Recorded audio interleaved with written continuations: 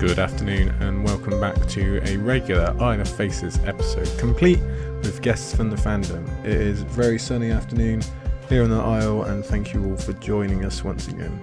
I hope you've been enjoying the minicasts with me and the missus talking about Season 8. I know we've certainly been enjoying it, that and the season, but it is good to get back to a normal episode and show off some of our wonderful fandom heroes.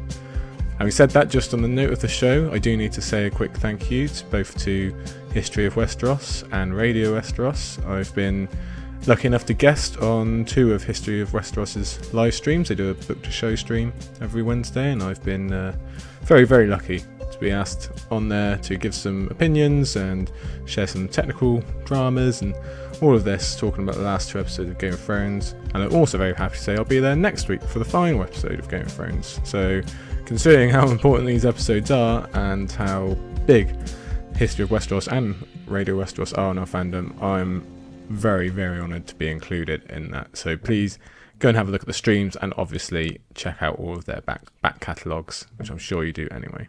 I'm seriously excited about my guests today, Chloe and Eliana, obviously from Girls Gone Canon. This is a very special episode for me, which I've explained in various forms before, but very quickly, just to update you, Chloe is very largely responsible for getting me involved in podcasting in the first place, because she was the first person to ask me to be on one. So if you really don't like this podcast or me, you have her to blame. On the same street, Eliana does a lot of work for Maester Monthly. She's one of the hosts, and that was one of the first podcasts that really made me think, oh, maybe I've got something to say as well. Maybe I can get going here. So really, really two lovely ladies who are really nice people who are all about helping people start out and getting them involved in the fandom. So considering what this podcast is about, they are a very natural fit. And that's without mentioning, obviously, how talented they are at their own analysis and their podcast and all the other things they do, which we will get to, believe me. Before we do, this is a special episode for me for another reason. And you're going to have to forgive me if I sound nervous here. It's because I am. Now, if you've been paying attention to my tweets for the last 2 years or so, and I know you have, you might have seen me mention something called LARGE ASOIAF PROJECT. I put it all in big capitals because that's how important it is. And I mention it from time to time, sometimes months apart, sometimes very close. But you've probably seen me rambling on about it. Now, it's a name of many layers, but also I've called it that because it is a very, very, very large project that I've been working on, as I just said, for over 2 years now, probably closer to 3. I've slaved on it, I've rewritten it, I've cultivated it. It is my little pet passion project that I've just been rolling along with for a long, long time. Those of you out there who are content creators and who write things or, any kind of creative endeavour, you'll know what I mean when you get attached to these projects. So this is certainly what I am now. And today, finally, after all these years, I've got to a point where I can tell you what LARGE ASOIAF Project is. So here it goes. I've brought Podrick in. He's not going to sing, but he will give us a drum roll. Podrick, if you please. Lovely, lovely. So, ladies and gentlemen, green men and women of the Isle of Faces, I can tell you now that my LARGE ASOIAF Project is The Great Castles of Westeros, an unofficial guide. This is a book that I have written all about the great castles of Westeros, by which I mean those belonging to the greater families. So Storm's End, Casterly Rock, Winterfell, you know the rest. So what do I mean by guide then? Well, it is basically everything we know about each of these castles, their origin, how they came to be, the geography around them and how they take advantage of that, their special features and their layout. I go through the history of each of the castles, including what events from the actual book series occur inside their walls, and I even have a bit of a go at guessing their future, which I can't say I'm brilliant at, but I do have a go. So, yeah, there you are. There it is. The Great Castles of Westeros. It feels very good to finally get off my chest. So, details. I won't bother you too much now. I know you want to get to Chloe and Eliana, and so do I. The book, by which I mean ebook That's how I'm planning at the moment. It's going to be available sometime this summer once I've done the last crossing the T's and dotting I's. But it's basically ready, finally. And if you head on over to my Twitter now at Sir Buckley, or to my blog at thegrindstone.co.uk, you can go and see the unveiling of the cover, which is just pretty awesome. I don't mind telling you that when it arrived the other day, I got a bit emotional seeing it all come together. And again, you content creators out there, you'll know what I mean. I think you can probably tell how much this project means to me. I know I don't have a particularly emotive voice, despite making myself do a podcast, but I think you can probably still tell how I feel about this. One, kept it a secret for a long time. Very select few people know, including the girls on today. But I've really poured a lot into it. It's a long endeavour. It took a lot of work. I hope I don't come off too cocky saying that. I am British. We don't really like talking about ourselves, but I'm really pushing through here. I think you can probably tell by its length, because I just had another quick check of all the chapters and what they add up to, and at latest count it's 101,000 words long. So there's quite a lot of detail about these castles. I could go on about why I would choose to write about castles that don't exist, but I think you are probably aware how much I love the world of Westeros and the Song of Ice and Fire, and I'm also a pretty big fan of castles, if I'm honest with you. I live in a town with a castle. It's brilliant. I'm not going to bore you with that now. It'll all be in there. I'm sure I will talk about this again in various places before it comes out. But please, if you want to say anything or ask any questions about it, please don't hesitate. I'll be obviously announcing it on Twitter and the blog basically at the same time as this. Anyway, so there you are. I'm very, very happy to tell you about Great Castles of Westeros, an unofficial guide, formerly known as LARGE ASOIAF Project, and I hope you'll all join me in a big hooray, because I'm pretty happy, if I'm honest with you, pretty proud. But enough about me, that's not actually why we're here. I'm very, very lucky today to have two staples of the fandom, two brilliant fans of the series in Chloe and Eliana of Girls Gone Canon.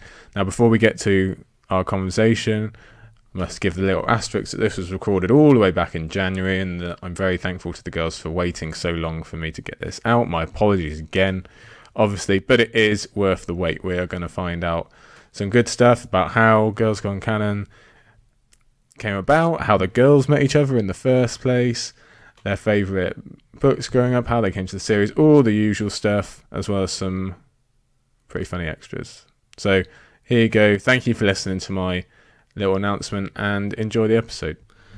I should probably get on. They've been waiting long enough. Lord knows what they've both been doing to my beach, but without waiting any further, I present to you Chloe and Eliana, the hosts of Girls Gone Canon. Thank you both so much for waiting so patiently. Thanks for having us, Joe. Yeah, thanks for having us. We are here. Not a problem. Thank you for coming. Seems you found the place okay, so that's your first task complete. I'm just so happy you can both be here. I've been trying, but I really haven't found any words to string together how important you both are to the fandom. It's just brilliant that you can be here. When I thought of this idea, you were two of the first people I thought of, so it's just good to get you here. Love you both to pieces. Very lucky. Oh, Joe. We're not that important. We're just words. two girls. You know, Being just canon. two girls with a dream. Dreaming of being canon. And living it. Living the canon life. Just two girls on a road trip. Crossroads. Through the books. Oh my god, it is. It's literally Crossroads, only with a Song of Ice and Fire. Okay, so obviously the part of me remaining cool and suave, that's already gone, so we don't have to worry about that. But firstly, yeah, thank you for giving up your time. I know you're both incredibly busy, so I'm very lucky. But how are you both this week anyway? How is it? Where are you coming from today? Where are we hearing you from? I'm just coming from home. Weekend's alright. As I was telling Joe before we started recording, I have been trying the Marie Kondo way of folding my clothes and making them all very tiny and small. So that's my big excitement for the weekend. It's really big. No, that's or really big. small. How are the folding? Is it good? Is it like really tiny? How is it? It's okay. I think that Atom yeah, I sized. mean the way it's supposed to work is that you're able to see all of your clothes, right, instead of usually stacking them when you fold them. And I'm surprised at how much I'm able to fit in there with this method. I wasn't sure that it would all fit, so we're gonna see how it is. Can you get me that link? It's on Netflix. You Nice. just gotta watch the first that episode. thing. Yeah, I guess I have to watch it now. Damn. Just at least watch the it's- first I'm gonna episode. have to get my wife to have a watch. She's the messy one. Yeah. Oh, see, I'm a stacker. I'm not very neat about folding clothes, but someone's got to do them, so I don't mind. I don't mind stacking. I don't mind folding. It's covering the faces of the earth that I have a problem with. How was the journey across the God's Eye? Didn't get lost? No, easy journey. Waves? Met some green men on the way. It was good. Oh, they're the Yeah, best. they're the best. No drink sailing. There were libations. It was good. Oh, that's fine. So I don't think there's a soul out there who doesn't know you both, and if there is, then I promise I shall fight them. But you can probably tell everyone or remind everyone much more eloquently than I can. But I did want to mix up a bit. Normally, I just ask people to introduce themselves, but seeing as we have two people today, and you know each other so well, I'm going to guess, I think it'd be a good idea for you to introduce each other. So I'm going to put the pressure on who wants to introduce the other first. Oh, I don't know. We should have just like flipped a coin. yeah. Do you want to rock, paper, scissors? We can turn our video on Skype. So much effort. I'll go. I will go first. Okay. That's Set the tone. low effort. That's the low effort. Don't be mean. We choice. discussed this. Don't be mean about me. Chloe's the worst. No. So, everyone, this is Chloe, and she really does it all. What does Chloe not do, to be honest? I don't mean that as Sleep. a joke. Like, she's fucking Wonder Woman, and she edits, she podcasts, she writes, she tweets, she has social media, she runs a Ice and Fire Con as well, or she's not by herself. She runs it with other people, but she's a big hand in that. She's a stand-up comic. She's amazing and smart and funny, and is this what I was supposed to say? I guess I was supposed to intro, like, the things that you do. Yeah. And then I was like, let me tell you all the ways in which I love Chloe. Give her a grade at the end, review her completely. And yeah, you probably know her from some of her great, hilarious takes on Twitter, or maybe you do on Tumblr, but now she doesn't do that. Now she will tell you a URL. You can find her at liesinarborgold.com. Did I get that right? She says it every week, and I like don't even know what her URL is. It's so new to me. It's so new. And you can find her essays there. And she has a lot of love for Ashara Dane. And I guess I wouldn't really be describing Chloe if I didn't talk about that. She also does some great cosplays. This is Chloe. Hey. Brilliant. Super. Was that fine? Rebuttal. I think that was good. Yeah, you you think that's covered, you? I guess, the big stuff. I mean, yeah. Would you say that this is the essence of who you are? I'm like, is it a love letter? Is it the essence? I think both. I'm just think trying both. to, I don't know, I'm trying to get like the tomato paste version, you know, the essence, the concentrated. I don't know. Never mind. Wow. Well, thank you, Eliana. That was very sweet. I love you too. Eliana is also a very kind and smart woman. She is just brilliant. She makes me laugh and says really stupid stuff all the time, but it's always like really clever stupid stuff and like just like dad joke wordplay. But she also brings such a different, I don't know, point of view, so to speak, to different things in the Song of Ice and Fire series or even life, even in pop culture, that I really enjoy spending time with her and talking about. You might know her from Maester Monthly. She is a moderator on the A Song of Ice and Fire subreddit. Glass Table Girl. She's arithmetric on Twitter. Sailor Moonblood was the Shitadel, if you've been keeping score. Always a good, clever name. And I don't know, Eliana's great. She has a blog, the Many-Faced blog on WordPress. And she's kind of the best. She and I are we're the yin and yang. She's the other side of the coin. Like, I need her, she needs me. You know, wolves together. Came into this world that together. kind of shit. Yeah, we came into this world together, clutching each other. Wait a second. Yeah. So she completes me. Super. I'm just one girl on a podcast standing here hoping that Eliana, I don't know. But yeah, Eliana's the best. So it's her. We're both on Girls Gone Canon. Oh, there you go. You've both passed. That was just my identity check to make sure you are who you say That you was are. a really difficult CAPTCHA, Joe. That was like a... Yeah. Wow. You went through flying colours. That's great, and you've both told us where we can find you as well on the web, so that's useful. So everyone who's been on here, they've all done bunches. We're pretty spoiled for people who've done a lot for the fandom, but I'm not sure if there's a pair who've done more accumulatively, which is a hard word to say, than you both. I don't necessarily mean that in volume or number of episodes or anything, but just the amount of different projects each of you have done, whether that's together or on your own. It's a bit staggering. I don't know how you'll fit it in. First off, you're going to have to give me tips, but I should probably get on with asking questions about them, because otherwise I'm going to have to do a George and start splitting things into two. I'm generally obsessed with finding out about how people came to the books and then how they came to the fandom. I find it so interesting, and it amazes me. So we are going to get to that moment for both of you, but I have a more important question first, and it's something the world must know. It's the source of all our enjoyment. How did you two meet? Oh, man. On the internet? Yeah, on the internet, like all good On nerd eHarmony? friends, right? No. No, you couldn't make a love this deep off of there. Come on, let's Wow. be real. Yeah, you're right. It was OkCupid. It was Tinder. It was Plenty of Fish, the House God. Tully dating website. It was Farmers Only. Oh my god. No, Eliana and I met first through a mutual friend, one of our really good friends, the lady Shelly on Twitter. She and I had a meme page on Facebook that where we discussed the books and posted show and book memes, and I don't know, it was called The Page of Many Faces though. And Eliana kind of talked to Shelly on Twitter, and she started talking to me, and that's actually fun little fun tidbit. Eliana's blog, the Many Face blog. Didn't you ask Shelly, wasn't it, if it was cool if you did that? And we were like, oh yeah, we don't care. Yeah, I page. did. And I don't know if I was It is a good speaking to name. you yet either. I was just like, No. And Shelly told us to be friends with each other, so we were. Girls are very powerful. It was on It's Twitter. very interesting. Yeah, it was on Twitter. And then we started talking, and we hung out at Ice and Fire Con in, what was that, 2017? yes, that is the year Yeah. that it was. I had to think. I was That like, was how does the time year. work? Yeah. Yeah. We hung out at Ice and I Fire think Con in we've been 2017. talking since 2015.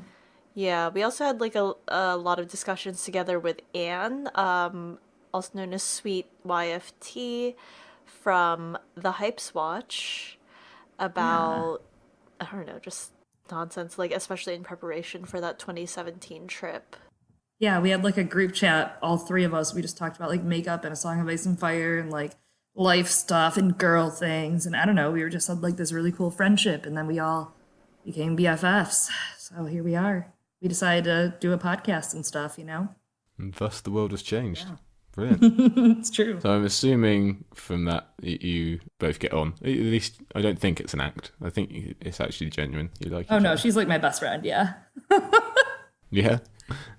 So if we're going to look at you as a pair later on, we probably need to look at you as individuals also. So maybe could you just give us a quick background for each of you, kind of the, where you are, who you're from, or the other way around, the blurb of your autobiography, if you like. But don't worry, you can do it about yourself this time. You don't have to do it for the other person.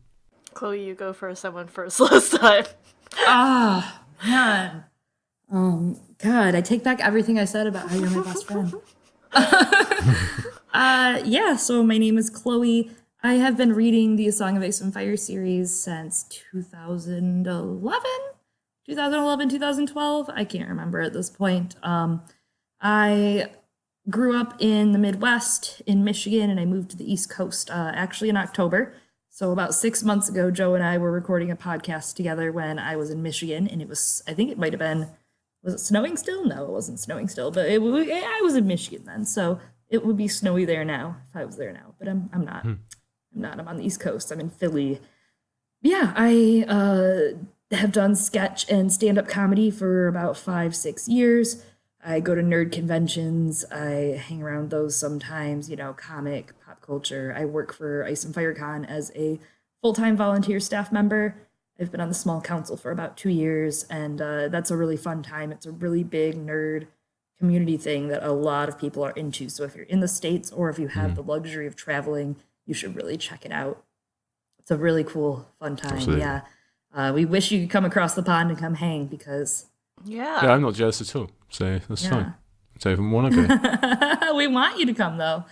It's I'll come really one fun, day. though. So, yeah, I don't know. Ice and Fire Con's meaningful. It's really a meaningful, cool time. It's a really cool time in the fandom. Absolutely. It's where I got to meet and hang out with Eliana. I met my significant other through there. It's really cool. But before this, I was really into Doctor Who, and I've always been into writing and blogging. And so I used to, and I still kind of do. I just have been taking a huge break. Actually, the next thing I'm posting is someday going to be the episode I recorded with Joe for the Sworn Sword, but the market has been saturated with Sworn Sword just recently, so I'm holding off. But I did record for Drunk, A Song of Ice and Fire History, which is a little pet project that now I just do on the side because Eliana has taken up all my time in life. So. Wow, damn. Okay. It's a labor of love, Eliana, okay? Is it? It is. The love of labor? I don't know. We have to figure it. Yeah. Was that enough time for you to figure it out, Eliana? Figure what out myself. It's Yeah, never, yourself. there's never enough time to figure myself out. Damn, you like really like gave the things about yourself that I was like, I'm not telling people. I'm not telling any of you where I'm from or where I grew up. Nah. I don't know. Really. I mean, it's public already, so it's like whatever. I'm sure Find it me, is. I dare you. I like to give myself like internally a veneer of like privacy that doesn't really exist, but I like to pretend for my own mental stability. But That's fine. You keep it up. let's see. As for my background, I like to say that I majored in words and pictures, and so by that I mean I've always really loved stories. I've loved books and readings. I got a whole like degree, I guess, in English, and I don't know. I was always, for me growing up as an only child, which Chloe was also, there's a lot of things that I had to do to just entertain myself, and that meant reading. So this isn't that far off, I guess, the whole like just throwing yourself into stories and things like that. And I'd always been involved, I guess, in online communities since an early age. I'm sorry, we're like bleeding into like some of your other questions, but like at an early age I was No. really into Sailor Moon and Pokemon, and then next thing you know, you're like a child and you're like, wow, I found a Sailor Moon fan circle on fucking like, I don't know, Angel Fire or GeoCities, right? Or Like, Neopets. yeah. Oh, I was really into Neopets also, and yeah, I tried to make one of my coworkers like 2 years ago or like a year ago. I was like, Kyle, I'm gonna make you a Neopets account, and that pet's probably dying right now because I don't remember how to log in to save his pet, and I sure check it he like hasn't. once or twice a year. I wish I remembered because I had some good stuff, you know. I had like some important I think it's when I'm drunk. map pieces, and like I don't know. Neopets is great, so I was like on sites like that. I was a big weeb, and by that I mean really into anime. And like Chloe, I also went to conventions. We didn't run into each other though, I think. We were even kind of on some of the same boards, though we never ran into each other there either. And I was really like into Gaia Online. That would be why we never ran into each other. No. We were talking about virtual Hogwarts. Like I was there briefly, but turns out Oh yeah, that's true. role-playing Harry Potter is hard when you've never read the series. So, Fake nerd. yeah, I like cooking. That's it. That's me. Also drawing. I have my other majors in fine art. That's it. That's me. A whole thing about the internet. Good job. Then I like cooking. Yes. Perfect. There you go. What a blend. So you've both been, like you say, you've both been into kind of fandoms and however we want to call it, nerdy stuff. What kind of things were you reading growing up? Was it fantasy still, or has it changed more as you've grown? And a little bit of both. I mean, I grew up on Harry Potter. I grew up on, I didn't really like the Narnia books. I don't know what it was. It's just I never got into them at the right time. But, the the Golden Compass actual series, that kind of stuff. I read. Yes, please. I loved yes. oldies though too. I loved like Reader's Digest. I have so many Reader's Yes. Digest combo. Yes, I have tons. I have all the classics. I have Grimm fairy tales. I have everything. I just loved everything. I was reading really young. That was the only thing I was ever good at, was reading. In school I hated math. I hated science. I liked reading. I liked civics. I liked that kind of stuff. Hated gym. Just wanted to read. I was an only child, like Eliana, like we said. So I was just reading. Reading. My friends wanted to go outside, and I'm like, I could just sit here and read another book. Yeah. I'm like, why would we do that? I sympathise. I'm not an only child, but my sister is 7 years older than me, so I was essentially... she didn't like me, so I was essentially an only child. I had to read lots of them. She I loved didn't it, though. like you. Oh, it's good. God damn. I got real for a second. It's life. It's life. Oh, we'll wait till later. We'll Yeah, get but there. we get to grill you. Chloe, what about you? What were you... no, we've just asked Chloe. Sorry. Eliana, what about you? What were you reading when you were younger? Yeah, so I hinted at this earlier. I hadn't read the Harry Potter series growing up. I like to give this fun fact. I think it's hilarious. I was not allowed to read Harry Potter growing up because it's got witchcraft and therefore it's from the devil, according to my parents. But I think it was just because of the hype around it, because I had read other fantasies I really liked. Also the Golden Compass books. My mother came back to me sometime when I was already a young adult, and she was like, have you read these books? Don't read these books. They're also like, and I'm like, Mom, I read those when I was like 13. Too bad. And I like what was it, Circle of Magic, the ones by Tamora Pierce. Yes. I like the Dealing with Dragons books, different from Dancing with Dragons, or Dance with Dragons, but that was a fun series. But like, I don't know, I just read whatever was there. Like the time that I read Ruby Fruit Jungle pretty early on, and I was like, okay, this is interesting. I don't think my family knew what that book was either, and that happened to be there. It's I think a very important LGBT text.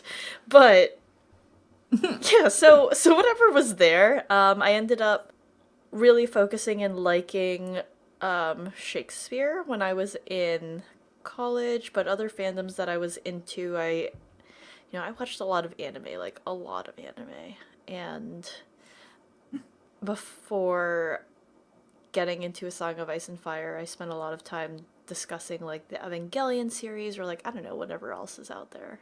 Do you have a favourite Shakespeare? A favorite Shakespeare play? I would say probably Titus Andronicus, because I think it's the most metal. Yeah. Cool. Good choice. So I guess for you, like you say, for your degree, you started getting into more of the analysis and literary side of things. Chloe, when did that start coming about for you? When did you start not only reading, but reading and analysing, or whatever you want to call it? Well, I always had a really creative background. I played a lot of instruments. I've kind of haven't played in a while. I broke a finger a couple years back, so I play guitar, I play violin. Those things are kind of hard when this finger has just never really, unfortunately, come back as much as I'd like it to have. So I play a little bit, but it's just like my hand gets really tired right away. But I play piano. I used to write music and stuff in high school and a little bit after high school, and I just really haven't written in a while. It's just kind of like something that I put on the back burner because, there's so much to do. As you guys have joked, I'm Wonder Woman. I do so much, but I'm working a really busy job. Ever since I moved to the East Coast, I got a really busy job that I'm working like 60 hours to 70 hours. Eliana's not very happy with me. A week. It's not So good for you. Yeah, well, I Yes, know. this I is told true. her constantly. Yeah, I'm working on it. But it has decent perks. But I digress. Yeah, so I was always into writing in high school. I did slam poetry, if we're gonna get really embarrassing here. I'll out myself. I was in like creative writing classes and slam poetry, and I also was the manager of our school's radio station and an assistant manager for our TV news that our school did. So I was just always in production and performance and writing and stuff like that. So I really started blogging a lot in 2012, 2013. In 2013, I really got into A Song of Ice and Fire even more, and that's when I started to write on Tumblr. And it kind of went from there, just started writing my ideas down more and more of anything that I thought about shows or books or whatever. Super brilliant. So you mentioned then, this is where we start, this is the part that I like. Where on your kind of personal timelines where you found the books? So Chloe said, I think it was 2011. You said, wasn't it? Like kind of early. Yeah, decade. yeah. When the show came out, I was like, okay, Yeah. I got to read these books right away. Tell us kind of what you were up to at that time, what you were reading or into, or how did you find them? Or how did they find you? I was like a different person back then. I was going to a lot more anime conventions and comic conventions and stuff like that. I had a friend who was in a sketch comedy group that watched the show and had read the books. It was like, you got to read these books. Like at the time, this is a good one. I hated Sansa. I had read the books once. I'd watched the show. I was like, I don't like this girl. I don't like her at all. And I digress. So my friend was like, no, you got to reread them. And then you got to pay attention to these characters and retold me like this person, and see how it all interacts. And I was like, okay, this is interesting. Let me try rereading. And I tried it again. Like I liked them. It's just I wasn't into them. And the second time I read it, I like got it. Like I was like, oh, I love this series. Holy crap. And I was like, God, 2011, I was 19, 20 at the time. So it was like, right. I had just I'd done a couple years of community college and I was working and I wasn't really doing much else crazy. I was just really into it. I really got into it. I was like, wow, this is something. Brilliant. Eliana, how were you chosen by the book? Oh, there was a flash of light and they just came down from the heavens, just lighted upon me. Yeah, so something that Chloe and I also have in common is that we both did radio, but I did college radio, and one of my friends through there became my roommate in college, and she was like, actually a lot of people kept telling me, yo, you gotta watch this show, Game of Thrones, you would love it. And I'm like, I guess, I don't really know what it is. And then about a week before season 2 started, so this is in 2012, my roommate was like, all right, Eliana, like, the premiere is on my birthday, and we obviously have to watch it and celebrate it, and so you need to watch the series now. And I was like, okay. So we just binge watched the entire first season, which actually is significantly easier than trying to binge watch the entire series now, if you think about it. Before the second season started. And I was like, all right, this is it. I'm in. I'm hooked. And after the second season ended, I had a lot of time. College was over, and I was sort of in between stuff. I was going to go to the Philippines for like 10 months, and I was like, all right, this is the time that I'm going to start reading the books, because I wanted to know what was going to happen. And also, as someone who tends to consume a lot of stories through books rather than the visual medium, that's been changing. Sometimes it's like really good, people adapt things really well. I don't know. Sometimes like they do something different and it works out well. And like, I have a spiel about American Gods later. Yeah, I would be into that later. Let's chat about that. Yeah. We'll put that on. And yeah, so it took me actually, funnily enough, like 8 months to read the first book. I don't know why. And then after that, I read like the second book, the third book, and the fourth book each, like in 1 week each. And the fifth book, I tried to draw it out. Actually, I was like, I'm not going to finish it right away because I don't know when the next book's going to come out. And I was like, I mean, I would have still been reading it for like 7 years then if I had actually done that. But I had friends who like also were talking about the books and other theories and stuff. And I was like, I want to be part of these conversations. So I just finished it all up. And then I was already on Reddit before that because, I don't know, it was a thing that I was on and it was full of like memes and shit. And I decided to go to the A Song of Ice and Fire subreddit and just talk with people because, I don't know, what else is there to do? Are you both fast readers? Yes, I am. Yeah? Oh, that's just me. It depends. I don't know if it's fast so much as just dedicated in that I'm like, we're not sleeping tonight. Like, I need to know what happens. And tomorrow morning me is going to have to deal with this. And fuck that person. Who cares about her?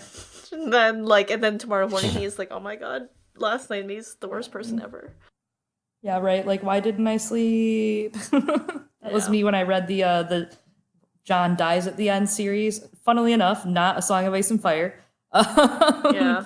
It's a different series. It's by a guy with the pen name Jason Wong, but it's a really good series. But that kept me up. Like, I would just be like, I'll just read through this entire book tonight, because after I read the first couple chapters, like the second one, I was like, oh shit, this is so good. Yeah. So, Eliana, you said then about after you went to the sub and you kind of figured it out. That's always my favorite question, is how people, obviously they found the books, but then how they twitch the curtain and kind of find all these fans and boards and subreddits and everything else behind it. So, Chloe, what was that for you? When did you find the larger world behind the page? Listen, I'm just going to be real embarrassing and out myself and say it was a Sansan Tumblr. Whoa. Sandor and Sansa Tumblr is where I first started writing anything about A Song of Ice and Fire and realizing, wow, there are people who believe the same thing as me. But from there, then I grew up from just that. That was your initial. And I moved over, I did some Reddit stuff, I did Tumblr stuff, but eventually Twitter. I think I joined Twitteros, as we like to fondly call it, in 2014. I want to say Jeff Bernimby Fish was one of my first couple friends. The lady Shelley directed me towards him as a friend and some other people, and I kind of just fastened myself in for the ride, made friends with some similar-minded people or some different-minded people that had opinions about A Song of Ice and Fire, and I would say that's probably where I was most active ever, was Twitter. But I still post from time to time on Tumblr. I've moved a lot of it over to my blog, but I grew up and graduated out of Sansan Tumblr, but that was an interesting place. It's still there, that place. I know, I visit it very, very semi-often, usually when I'm drunk. Let's not talk about it, Eliana. Let's move along in the conversation now. Super, brilliant. Yeah, that's pretty good. What about... So when did you both you've realised that it's there, but when did you, and you'll have to help me with timelines, so I'm not sure who goes first and when, but what was the first inkling that, you had something to offer, or you wanted to do something within these fandoms you just found? Well, I don't know what I guess, it means to say, you want to do something, because I was just doing what I was doing anyway, right? Being on Reddit and commenting and having conversations. It just happened to be very specifically in this one sub. I think one of the first threads that I made, and granted, again, I wasn't thinking of it in the context of creating content. I was just thinking of it as I'm making a post on Reddit. And it was about something dumb about John and his parentage. It was very stupid and something that I hadn't really thought through, because I just finished these books and I was just starting to learn what all of this information and this thinking that people had already done in the years past about it were. Though I guess, people still had some new information, Dance had just come out, the year before. So there was still a lot of fresh thinking out there. And yeah, I think I started actually, though, writing full-on essays about A Song of Ice and Fire in maybe 2013, 2014. But it wasn't again, I wasn't thinking of it in the context of creating content. It's just that I was writing... I was just making a thread, and it was just an essay. And I've written a bazillion essays before. So... Yeah, you were just putting your brain onto the page, that's all. Yeah, I mean, I got a whole, degree in just writing essays about things. So... Yeah. It's just what you do. Is that similar for you, Chloe? Kind of. I mean, it kind of was an evolution of it. Started posting little short blurbs on Tumblr of little meta ideas, nothing crazy, really nothing to write home about. A lot of it I've made private or deleted because I've since been ew, you wrote that? Who were you? Oh my god, I hate going back to my things because of that. I'm ooh, that was stupid. Yeah, that was a really dumb take that I wrote, and I do that all the time, weekly still. Okay, I think we all do. We all do. We're humans. We're definitely humans with just brains. Brains that don't work. I think so. Yeah, I'm seriously Are we growing? Or are we just being humanized? Look out, Sansa Stark. We're humanizing. Is this my humanization arc? Am I Jaime Lannister? Maybe. No, it went from that, and then it became little mini essays on Tumblr, and then I would write out theories in essay form on Reddit. A couple of my earlier ones, again, nothing to write home about, but I mean, eventually I got something. Reddit's interesting because Eliana said, she was just posting, and it's a place where you can communicate. with just other people about ideas, but it's like it's also double or nothing. Like if you're gonna post something, like it better be, if it's not just like a discussion post, you want it to look good. You know what I mean? Otherwise there's gonna be memes in the comments. I ain't into that. I came here to discuss, not attack. No, I mean, like, I think that the culture's also changed a little since it was a lot smaller, I think, Yeah, back then. absolutely back then. Like, the series has just gotten so big since Yeah. when we all. Accounts every day are like made. Like every day with Song Vice and Fire names on Twitter, like just pop up and add me or like talk to me. And I'm like, who? All these people, where are they coming from? Where did they find this series? What happened to our baby? Yeah, and like, Gone out in the world. in the larger scheme of things, if you look at how long it's been since the first book came out, we came into it rather late, right? But it doesn't feel late now that it's been so many years. God, how many years of my life have I given to this thing? Yeah. But it doesn't feel. We've just been here, right? And talking to each other for so long. It's nice, like, we all have friends in it, but there are people who have been here since, like, 96. Yeah, crazy. Yeah. It's a long time.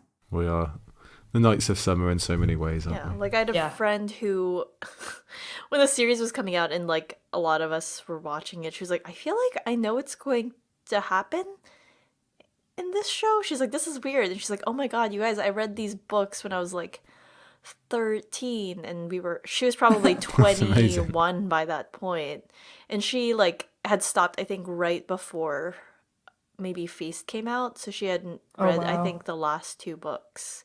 And but we had all ended up reading it before she did, because she just like forgot the book series existed, and she's like, Yeah, why do I know what's going to happen? that's brilliant. As we're talking about Reddit anyway, and again, I'm sure I'm going to get the timelines all skewed a bit here, but we'll just roll with it. Do you want to tell us a bit more about becoming a mod for the sub, and specifically when the idea of Maester Monthly popped up and how that all came to pass? Yeah, so as I said, I was just kind of there on the subreddit talking a lot. You have a lot of free time when you're unemployed, and yeah, just hanging out. But I took a lot of joy from being able to discuss this series with people on the subreddit and learning more about it, and I thought it might be fun to have people to talk about that with, like, in real life. So I had actually put together a reread book club here in DC, and found strangers on the internet. I was like, all right, guys, we're all gonna go hang out and we're going to talk about the books. And then we met at a cafe one day, and then we decided, you know what we should do? We can do it like semi regularly as brunch, because that's what you do in DC. You get brunch, and we would loosely like reread the books and then have discussions about that. And interestingly enough, after doing that for like, I don't know, a year, 2 years, something like that, I met Jeff. He came to one of my book clubs, and a bunch of my other friends too, such as like Memes of Production, Feshev, and Aislinn Kagano. I'm still like friends with all these people. I am going to get dinner with some of them like next, I don't know, week maybe. I don't know That's how so schedules great. I don't know how schedules work anymore. And I had just been interested in building up this community, and I had, even as someone who had just gotten into the series and was still like figuring things out, like I remembered how it felt being afraid, especially as you saw a lot of people doing really heavy content now on the subreddit, like to just say something dumb or like ask a question. So I like put together this thread called Small Talk Tuesday, which has since evolved into like a thing that the bot auto moderator does now called Q&A Wednesday. But like I was curating and running these threads of like, hey guys, if you have a question and you're like not feeling confident enough to make it a topic and you would like an answer, you can ask it here, and someone else will come along and help give you an answer, or I will do my best to like use Google to figure that out. So yeah. And as for Maester Monthly, well, I guess, I don't know. I became a moderator of the subreddit early 2015 because, I don't know, they were like, hey, this girl's like really active and she seems pretty nice when she's interacting with people and knows our rules and stuff like that. So they're like, hey, would you like to apply? And I was like, I guess. And then I did it. And then I was like, is this truly what I want? I don't know if this is like a thing that I want because I don't know, it's a lot of responsibility and work, like running a community and dealing with that And stuff. with great power comes great responsibility. It's not even that great of power, all right? I can't, like... it's not even that great of power. It's just great responsibility. And the internet is scary. Not even, like, a cop, like... Anyways. But I was... Hey, Swaff Mom. I was on the fence about joining the team, and then I spoke with Jeff, and I was like, what do you think? And he's like, well, I mean, you care about this community, right? Like, if that's something you care about, this gives you the opportunity to help shape it to be that positive thing that you want it to be. And I was like, all right, well, sure, okay. Aww. And so then here I am. And one of the ideas that we had much later on, especially as we saw a lot of podcasts coming out, was here's an opportunity to, even in the off-season, show engagement of like, hey, people are making cool things, and showing the rest of the subreddit, look at these cool things that people are making, which at the same time like lifts up that great work or interesting conversations within the community. But because podcasts are easy for people to digest, right, outside of Reddit and throughout their everyday lives, they could be like, they'll tune in, and that makes people see, hey, this is something cool that people are discussing here, come join us, come talk to us. As well as, like, you know, when people are making a thing, they put a lot of time and effort into it, and I think a lot of people just want to either connect with other people by doing that, or they want some sort of recognition, like whether it's big or small, and this was a way to do that. That's a brilliant way to do it. You've done an amazing job of getting people in, or like you say, just highlighting people who are already there. I will say, I think Maester Monthly is probably the only one that I ever listen to when I'm supposed to, when it actually comes out. Everything else I have to put into a long queue.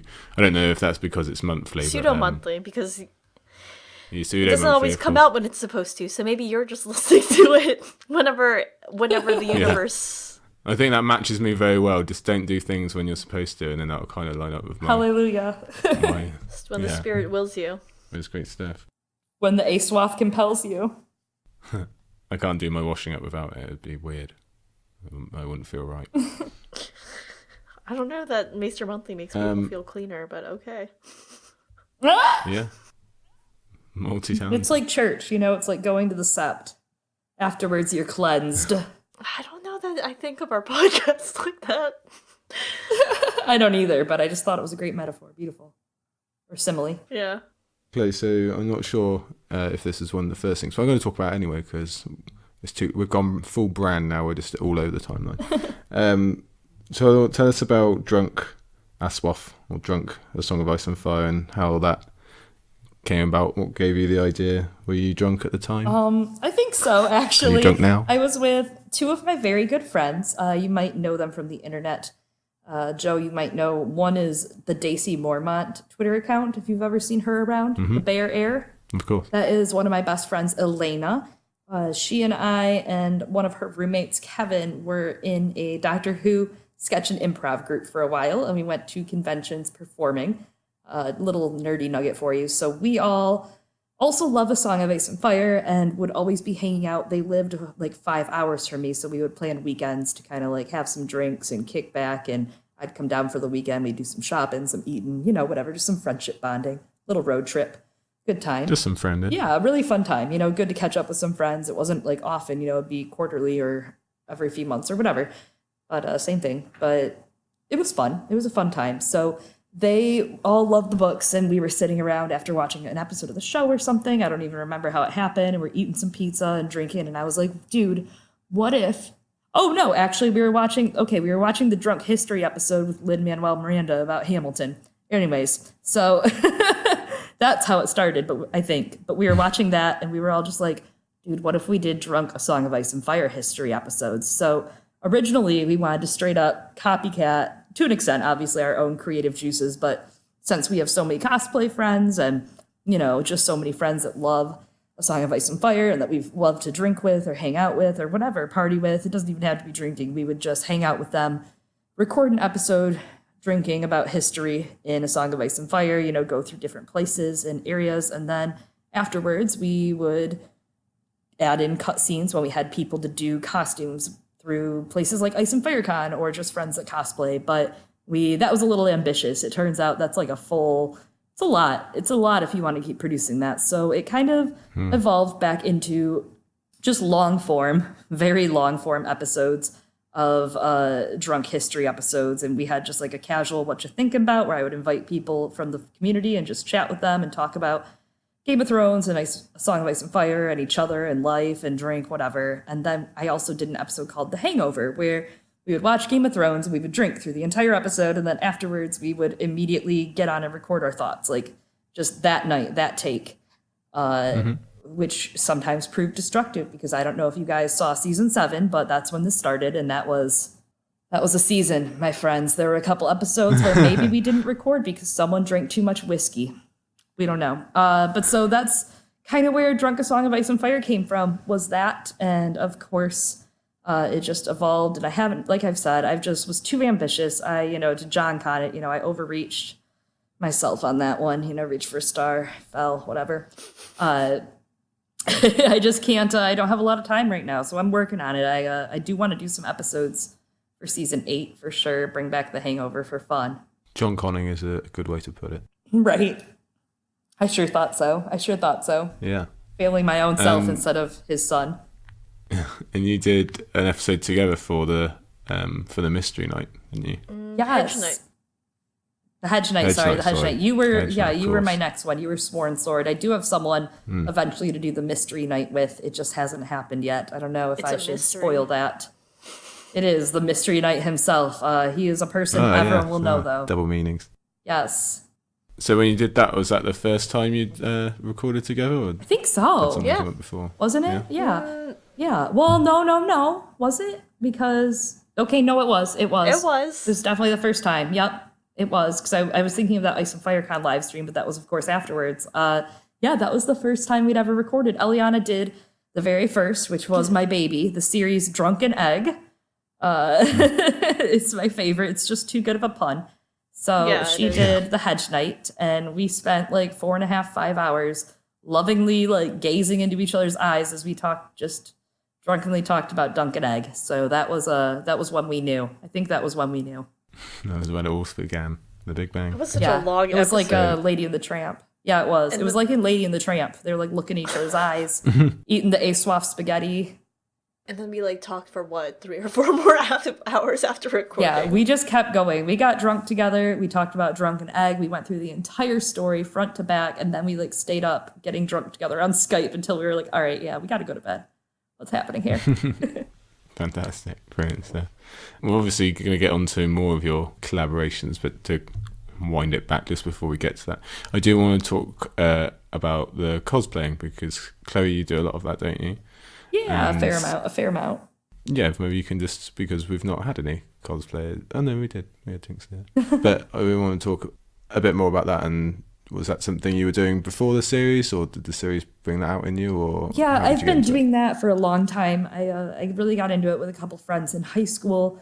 I was going to conventions and dressing up then, and I did a bunch of I think I did some characters from Final Fantasy first, and some anime characters, just some other stuff first. But eventually, and this is actually really the big thing that got me really, really into where I am in the community now, was I went on Tumblr and I just for funsies just was like ASOIAF cosplays in the tag, or ASOIAF cosplay, because you see, Game of Thrones costumes from the show, you see, the big articles on 9gag and Cracked or whatever, like these 5 best cosplays from San Diego Comic-Con, and it's got a whole group of good ones, which I know some of them, and they're great people actually, but you see that, you don't see book costumes. And I went on Tumblr and I saw there was this convention called Ice and Fire Con that was posting photos of people cosplaying from the books. And when I say cosplaying from the books, there was a whole group of Aegon the Unworthy, Aegon the Fourth, and his 9 mistresses that they did, like a whole group put together every single, yes,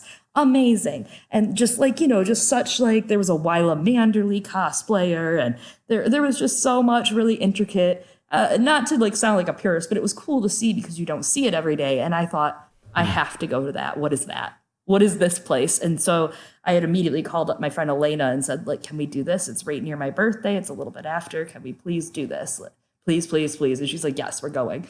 So we just went and didn't know anyone and just showed up. We met a lot of people from the fandom. A lot of people were there that were just really cool and really welcoming, really warm place. So that was kind of what got me into A Song of Ice and Fire cosplay. Now I'm always thinking, ooh, what if I did this person? What if I did this obscure book character? Because you show up to this place and people know who you are. It's crazy. You don't expect that. You can't go to like San Diego Comic-Con dressed up as like Frey number 7 and have people go, oh, you're Merritt, you know? I can tell by this, nerds. That's brilliant. And that's something I know a lot more restricted on time. That's something you're keeping up? Yeah, a little bit. I'm not going as crazy. But I'm still doing it. You know, I'm not trying to choose a bunch, but I am choosing a couple for Ice and FireCon coming up, and I'm trying to, you know, just stay casual lately with choosing my time allowance. So cosplay is in the back burner, but it's still happening, just slowly. Fantastic. Okay, so well, obviously we're gonna have to spend a lot of time talking about Girls Gone Canon because I think you'd probably agree that's your main focus at the moment. And I think that's probably where a lot of people know you from as well.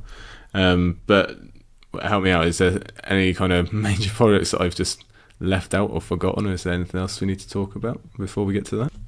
Feel free to toot your own horn and go, yes, you've forgotten when I did this. No, I think you pretty much covered it. I don't think, Eliana, is there any other mysterious stuff that you haven't spoken about yourself on that even I don't know? You know, a tattoo, I don't know. I don't know. I don't know.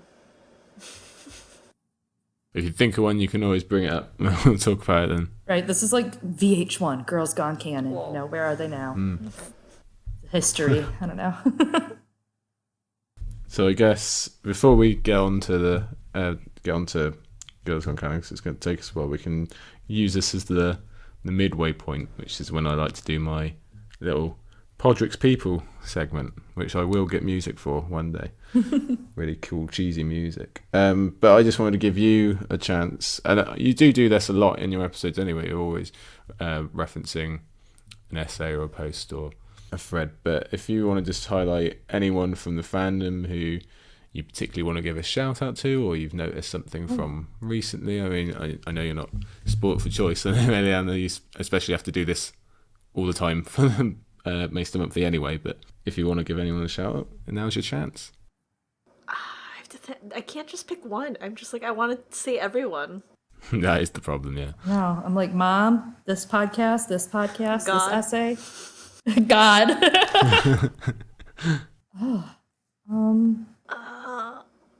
I mean, this is your bag, Eliana, so I want to give a shout out to Eliana. We're not allowed to do that. We have to pick other people. I'm trying to think of like who Oh, I got one. You do it. I got one. Yeah. Yeah. One of our really good buddies, Silas Toms, Yes. Loki president on Twitter, just put out a really interesting kind of thread on the ghost of Drogo and Draugrs, the Viking zombies. And he's working on this series, Barrows and Whites, that he does. And he's just like, is really into Lovecraftian stuff. It's stuff that I personally, it's not my bag. You know, like I like it. I like hearing about it, but it's nothing I personally could write. My brain just doesn't process the way they do. So he writes a lot of stuff at godsofterror.tumblr.com. I highly recommend him. And then did you think of one in the end? I can't pick just one. I'm just gonna say a bunch of people. Pretend that's fine. Yeah, just do a list. Do a roll call. Yeah, I guess I would just start with like, there's a lot of people that folks know because they have like podcasts or videos or whatever, and I just want to shout out a bunch of my other fellow moderators who who are there because like a lot of them started out as really great productive content creators. So if you want, like, check out some of my fellow co-host stuff, like Michael, you can find him as Bookshelf Stud, or Matt as Joe Magician, or Aaron, who started a YouTube channel recently as Admiral Kurd, and some of the other mods who also come on the podcast every now and then. Like Jen Snow's been in this fandom for quite a while. Also, she like was one of the people who was instrumental to putting together that timeline of Robert's Rebellion, and has done a lot of great work comparing the sample chapters from previous books or previous iterations of the story to what the final product is. Also, Fat Walda has a lot of great stuff, and of course Mighty Isabel, who has a Tumblr with a lot of smart stuff too, especially if you're really into history or law. She has some great thoughts on that. Yes. I'm just saying everyone, like all mom, yeah, again, mom, dad, not my dad. God, dog. Yeah. George R. Martin. There's just so much good content out there right now. Yeah, it is tough to pick. Really It's a hard. stupid I'm segment. sorry, I was just like, I can't pick just one, but I gotta say Yeah, it. Eliana just ruined it. I'm like, well, I said one person. I didn't know we could be greedy. You can say more people. Like, this is it, you know? This is No, the moment's over. Say more you know? people right now. You go for it. God. No, I mean, there's a lot of brand new content. There's Maester Mary, of course, and there's Crowfood's daughter. And there's just so much new stuff that, Blood of the Podcast. There's so much new stuff popping up every day. And it's hard because you think the market like seems to be a little saturated, but you know, a lot of people aren't doing stuff as much anymore, or a lot of people fall off, and some people just get really good new ideas. And it's like, even though you'd think the market would be saturated, it's really not. The Song of Ice and Fire fandom is just so revolving. You know, it's just so revolving. It's really interesting. I will say, I've never been a part of something like this machine, you know, that pumps stuff out like this. I will say, if you are looking, while I'm here just shouting out everyone that I can, and just taking this, just holding onto this soapbox, if you find that your Drunk a Song of Ice and Fire history itch has not been scratched, there is another podcast that also, you know, drinks and knows things. Oh, yeah. The They podcast certainly do. that drinks and knows. They're great people. Yeah, they are good. Yeah, check them out. They're fun. They're just an overall fun. They're doing, you know, going through the show. They're getting really close. Eliana was just on the other day with the Broken Man episode. I'm going to be on sometime next month with the season finale, season 6 season finale. I don't know if I'm allowed to spoil that, but... But you were also on there, a few months ago for... Yeah, I think about it was the Mockingbird. season 6 opener. No, I was on for Mockingbird in season 4. They asked me to come on after that, but I kind of avoided season 5. No offense to them. No offense whatsoever. It isn't for me. You know, You it's weren't not the for only me. one. So, you know, someone else can do that more justice than I can. I would just shitpost the entire time. It would just be me shitposting in the chat, on the stream. They'd be like, "Why did we invite you?" So I try not to take it too seriously. Fate intervened for me they also invited me on. I was supposed to be on for, it was either episode 9 or 10 of season 5, but then we got in a car crash, so I couldn't do it. Oh no! So I ended up doing season 6. That is like the biggest. Anyway. I thought my excuse was bad. Damn, Joe. No, fate. No, I hope everyone was the okay. gods. Wow, the gods intervened for Yeah, sure. we were fine. Just icy. Yeah, no thanks. England. Yeah, you know, just England. Yeah, we do it all the time. We just skid around. Turns out no one actually drives, yeah. Yeah, it's more just like dodgems. Yeah, that's how the city is. I feel you. Yeah. Sorry, Joe, I just like, No, it was just like, here's everyone. We like to derail people. It's like the thing we do. We're really good at it. Like, we'll get you singing by the end of this podcast. Mark our words. no one wants that. The other thing I normally do is ask about people's favourite characters, but I think we probably know that probably from you both already. So I actually want to ask you, can you talk about character you struggle with, where you don't know whether you like them or dislike? A controversial character, I guess, the one you struggle with a lot. I know I'm putting you on the spot here, but that's just what we do on the island. I mean, I like a lot of controversial characters, so I don't know if this question is really as edgy as you think it is, Joe. I'm wild. Damn. I'm out there, you know? No, I'm definitely edgy. I know. I'm out there. My favorite character is Sandor Clegane. Like, what do you want from me? You know, I'm into that. I'm into them broken men. But J.B. Lannister is probably the most famous controversial character that I'm like, get with it, Jamie. Sometimes I'm like, he's great because I love his POVs and I love his chapters, but I'm also like, you're still a dick. So get with it, Jamie. But I don't know that I have issues with any one character in the books. I mean, I enjoy all POVs. I guess I could say that like sometimes some POVs can get long and you could maybe consolidate them into like a few lesser chapters, you know? But like Jon Snow, he just has so many chapters, which I don't know. What? Tell us how you really feel. He's not bad. Like, I do like his chapters. It's just some of them I'm just like, and then he was the savior, and a burning sword, and then and now he's a traitor for this, for the wildlings. That, you know, it's just like, I know, I get it. It's just there's a lot, and there's so much happening in these books that I want to read all of them, not just Jon Snow. Eliana? Characters I struggle with. This one's not like, this one's controversial, but I also feel like I'm not the only one who feels this way, I think. I don't know. A Stannis? I struggle with I him. saw that one come in. Yeah, I was like, what's the most obvious one? And I'm like, I don't know, do I know the rest of the characters well enough to like really say anything? For me, it's Stannis. I understand what some people like in him. I wonder if some of it is like in reaction to all the hype that I feel like sometimes I'm like, well, it's not that hype. But he's a well-written character. He's super well-written and great. I just am like, but what if he is salty, you guys? What if he does actually want to be king? Because no one tries that hard if they don't want to be. And I just want people to be honest about who he is, and I want him to be honest to himself about himself. You know? I don't think anyone would like him if we got his POV. I think I would like him more if we got his POV, but I just want to see him be honest with himself. I don't think we would get like as much of that either. I think there'd be a lot of internal like lying to himself. Yeah. I think like all three of the Baratheon brothers have shades of effed upness, you know? I mean, all of them. Renly stunted at like where he was when his family died when he was young, and Robert, you know, never grew up, and Stannis is the middle child feeling that burden. Yeah. I think that his chapters would probably be really moody. He'd be like sad boy, and he would be like, I didn't ask for all this, but I have to do it because I'm the chosen one.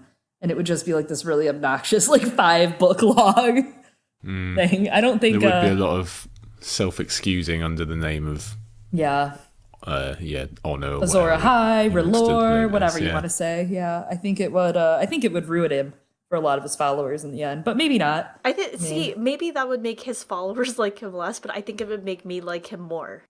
That's what's so funny. That's just so funny to me. It's so opposite. That's great. So that's I guess it's not a popular take, but it's mixed now. It's I think also who you surround yourself after the with. show, I think it's been a little more mixed. Yeah. He's super like dark different. gray. You know, super dark gray. He's a gray. There's a gray. Yeah.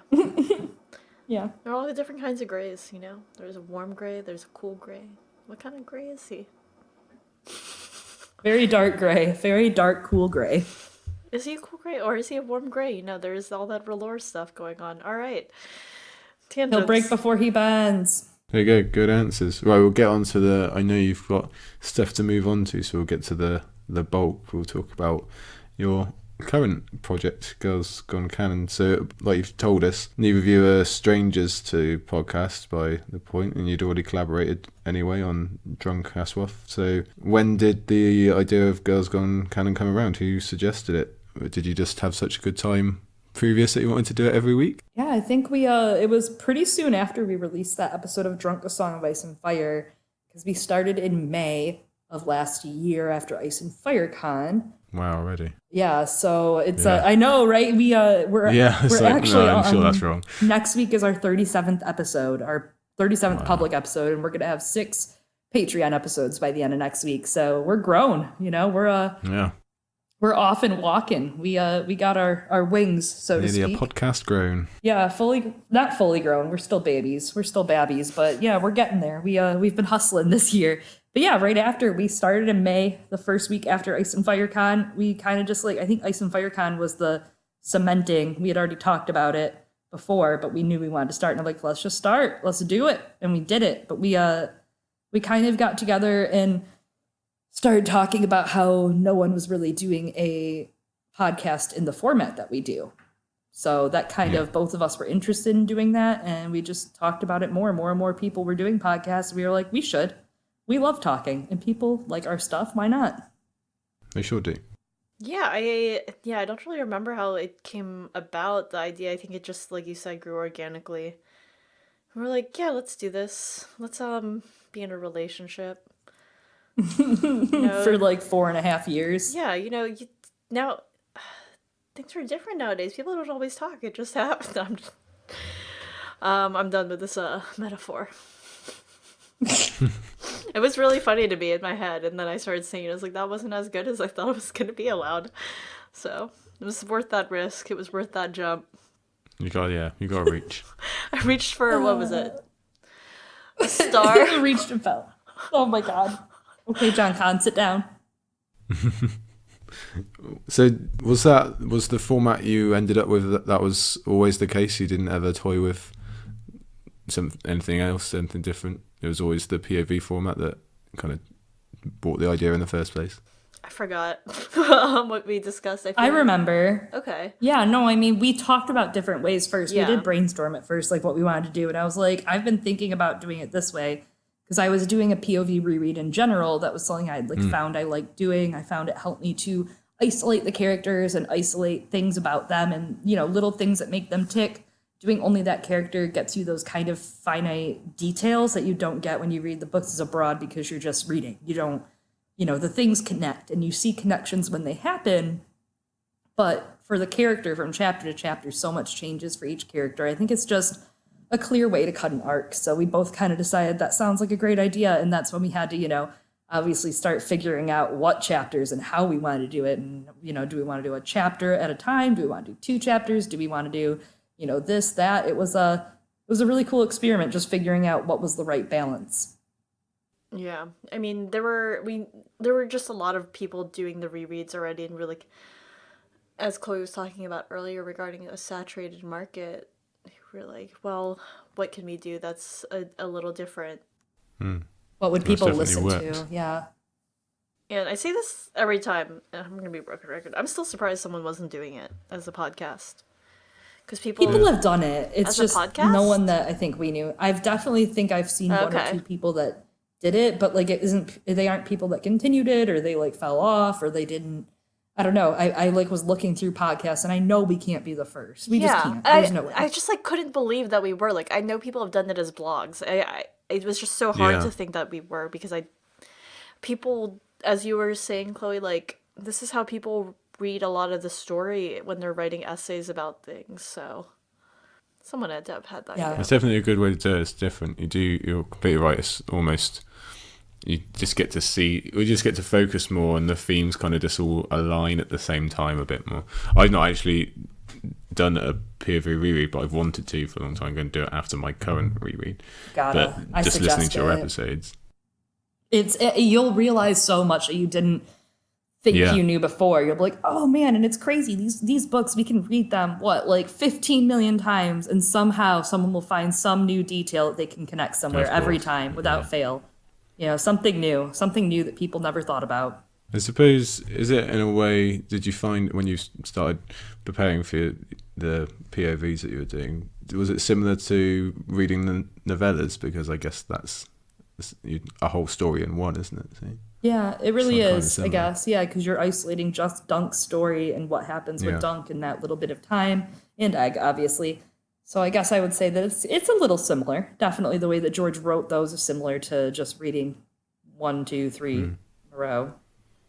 I mean, he writes them by usually going through the journey of one character at a time before, I guess.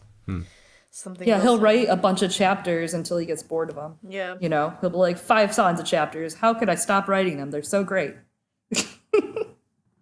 And when did you make the difficult decision to not do the whole thing drunk every week? Did we make that decision? You don't know. I don't think Or did anyone you said that, Joe. Talk about it and then get rid of that. No, I mean we didn't want it to be drinking focused. I think both of us are, she's on a podcast that definitely has discussion and has a little more focus in certain areas, but you guys definitely have fun on Maester Monthly. And I had been doing, Drunk Song of Ice and Fire, so I think it was a good balance to have something that we both put our serious energy into. We both have a lot of creative energy. I feel like not enough, every week. Every week I'm like, no, I need more. But we both find places to put our creative energy, and I think this was just a more serious focus for us. It was nice to be more serious for a minute, but also still fun. We still have a lot of fun, obviously. I mean, we still drink sometimes, but sometimes I'm like, my liver needs a break, and I get to choose. Also, it's not like we get like bombed. It's, a few drinks in, and we're like, whoo, well, that was a fun chapter. I'm a little buzzed. Let's go to bed. Night. Yeah. We record on like Mondays and Sundays usually at the most, so it's the Lord's Day. Yeah, we're not trying to turn up with the Lord.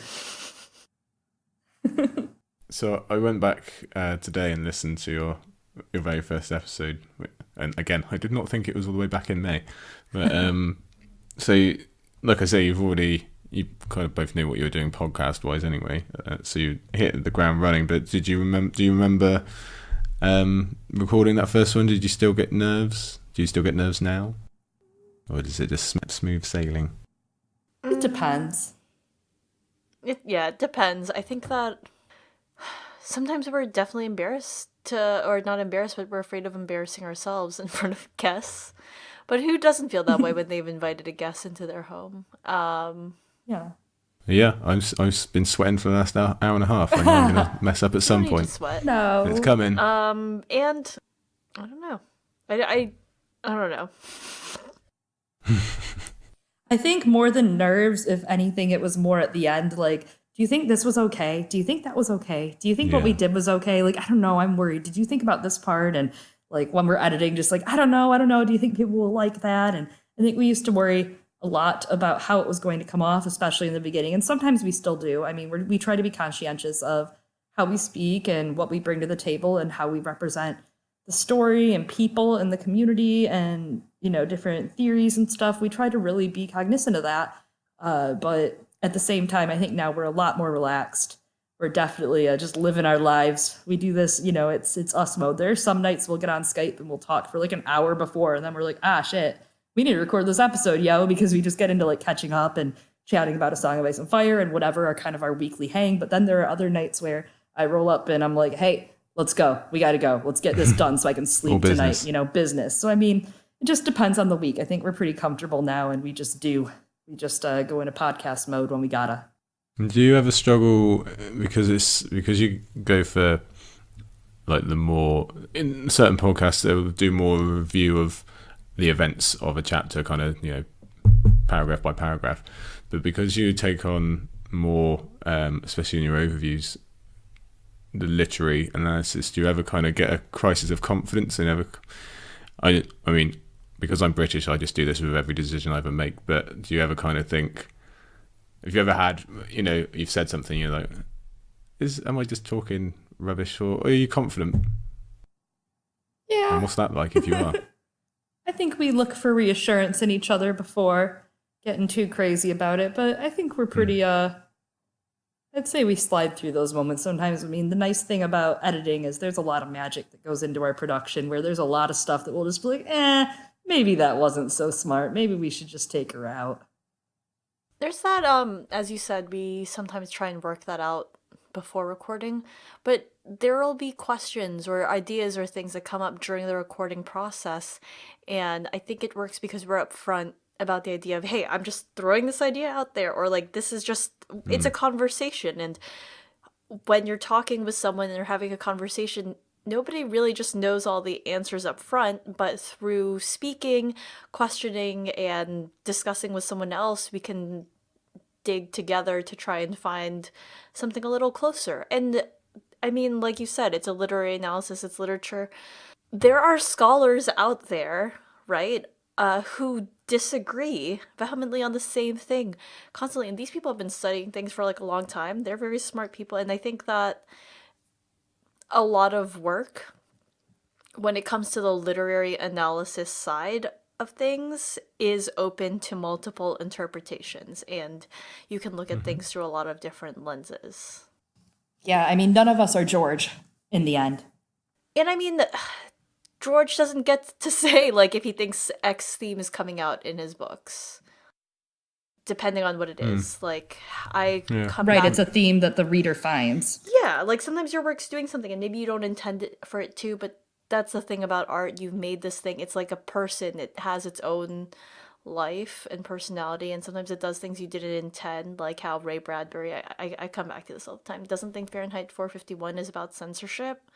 But a lot of people read that idea and theme as being in the discussion of the book, so...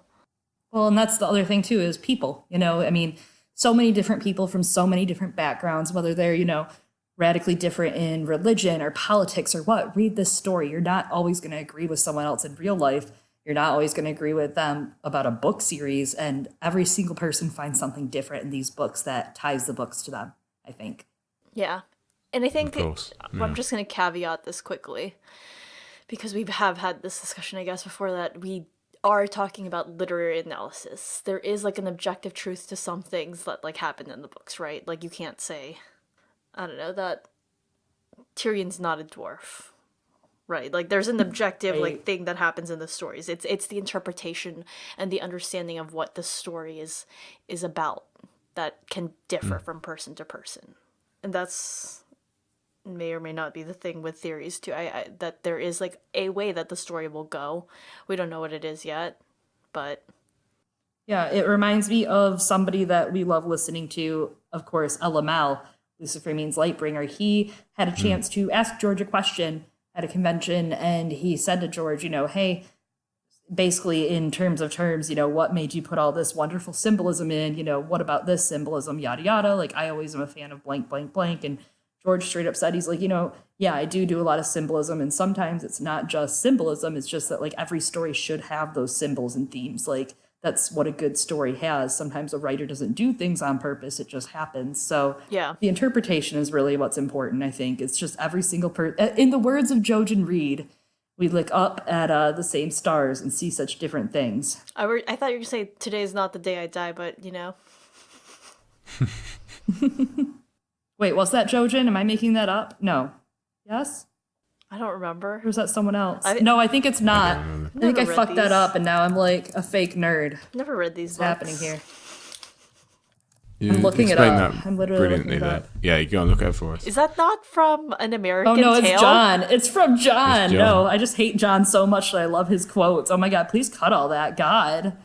No, Are you no. sure that... I mean, when I think of the thing that you said, I'm thinking of Fievel in An American Tale. In that song somewhere I think I was out thinking there. of the other quote from him. What's the book quote? The books. Somewhere my God. out there. Oh, yeah. No, that's a totally different quote. I don't know. Whatever. He had a whiskey. No, it's that quote from John that we... Are you just going to sing American Tale? Thank you. I mean, no. Will This you is what always America's sing the about, American Joe. Tale? It's about an American Tale. It's about a mouse. It's about standing in mice front of a love coming girl. to New York. Yep.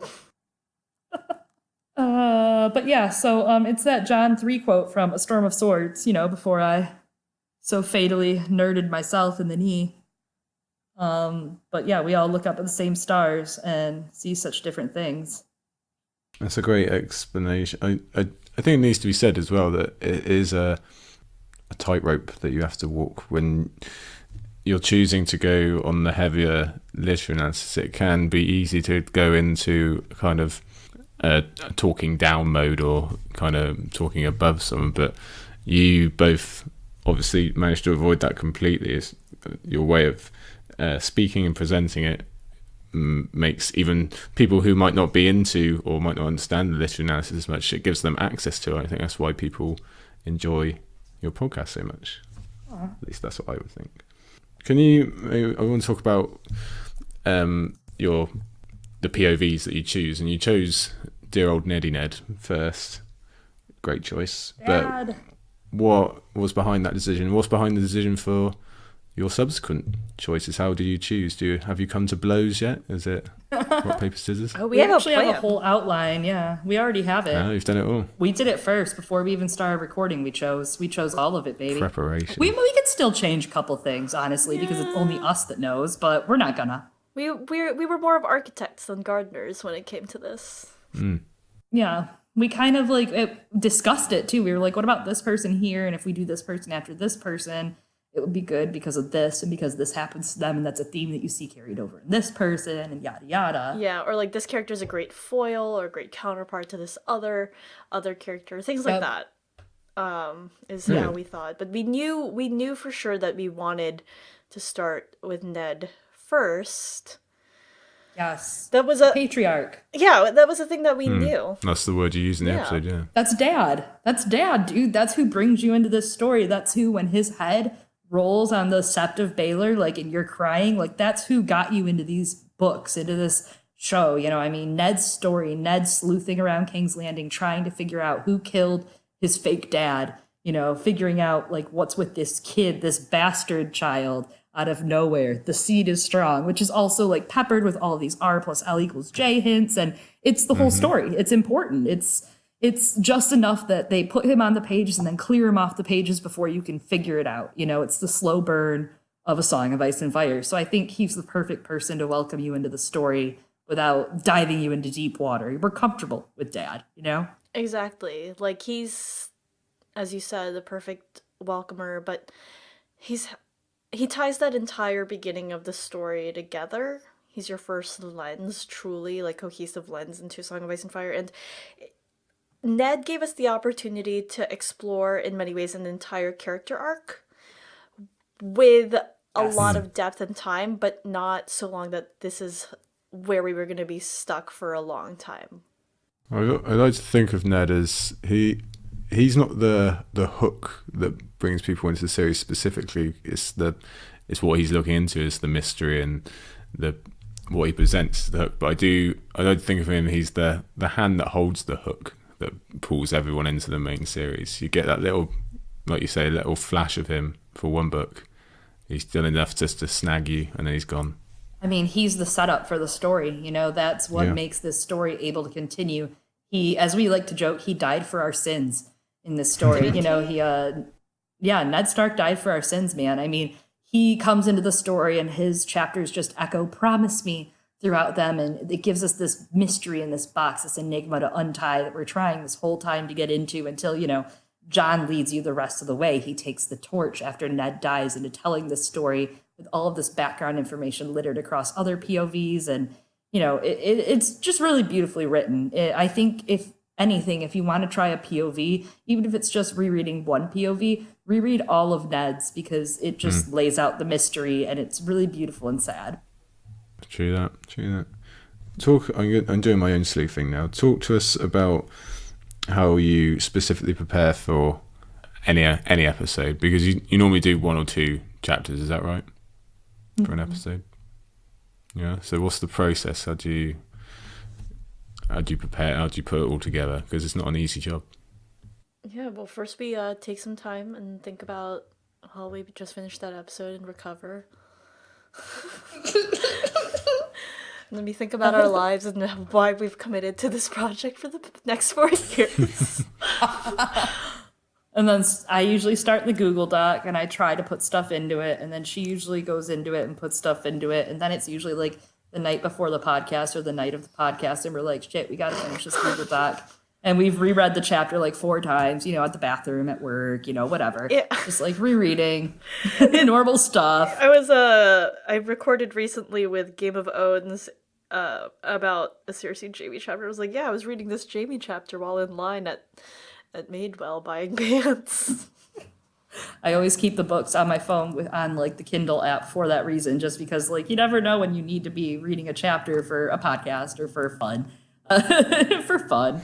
But yeah, we reread the chapter and we go in and we make an outline just to outline what happens in the chapter, a place for us to dump our thoughts, and we actually offer the notes as a Patreon tier on Patreon, just $1 plus. So if you donate $1 to us on Patreon, if you pledge, you get to read our ramblings, because we post some stuff in there and you can't tell who it is. This is the fun thing because it's all black and white on Patreon. There's no color, so you don't know who said what, but there's always some weird BS written in this outline, like where, I don't know, I go into a whole entire rant about an Usher song or something that relates to this moment, or a song in general, or like, you know, the Smiths or whatever, like just weird stuff.